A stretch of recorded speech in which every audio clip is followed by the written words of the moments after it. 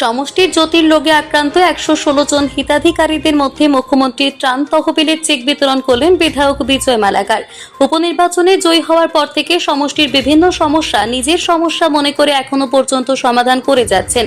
এর আগে বহু বিধায়ক এসেছেন, কিন্তু বিধায়ক বিজয় মালাকারের মতো মানুষের পাশে দাঁড়ানো বিধায়ক আসেননি। বৃহস্পতিবার রামকৃষ্ণনগর কলেজ রোড স্থিত নিজ বাসভবনে সমষ্টির 116 জন জটিল রোগে আক্রান্ত হিতাধিকারীদের মধ্যে মুখ্যমন্ত্রীর ত্রাণ তহবিলের চেক বন্টন করেন রামকৃষ্ণনগর বিধানসভা সমষ্টি বিধায়ক বিজয় মালাকার। চেক বিতরণকালে ওনার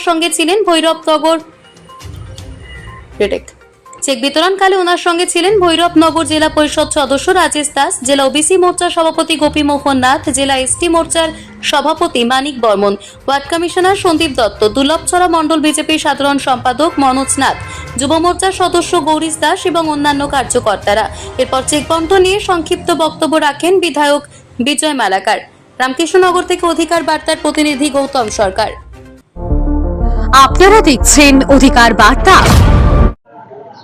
আজকে দেখেছেন আপনারা আমাদের মাননীয় মুখ্যমন্ত্রীর তহবিল থেকে আমরা বছরে প্রায় 50 লক্ষ টাকা এবছর আমাদের মাননীয় মুখ্যমন্ত্রী, আমরা যারা এমএলএ আছে আমাদেরকে 1 কোটি টাকা করে দিয়েছেন, যে অসুস্থ যারা রোগী আছেন ওনাদেরকে সাহায্য করার জন্য, ট্রিটমেন্টের জন্য, এবং বিশেষ করে গরিব যারা স্টুডেন্টরা আছেন স্টুডেন্টদের জন্য। আজকে আপনারা দেখেছেন 116 জন রোগী এবং কিছু স্টুডেন্টদের মধ্যে আমরা চেক ডিস্ট্রিবিউট করেছি আমাদের মাননীয় মুখ্যমন্ত্রীর তহবিলের থেকে দেওয়া।